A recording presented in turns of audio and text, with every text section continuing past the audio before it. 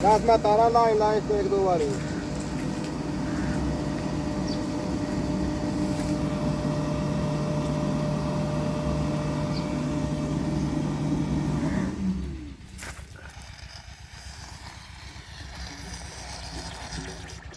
ला सका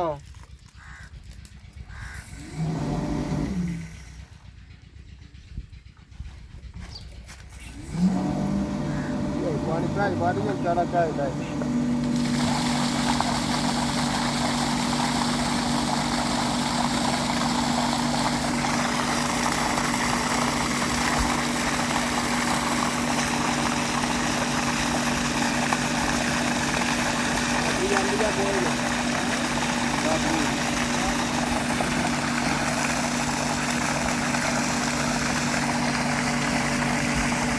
Tapi baru waktu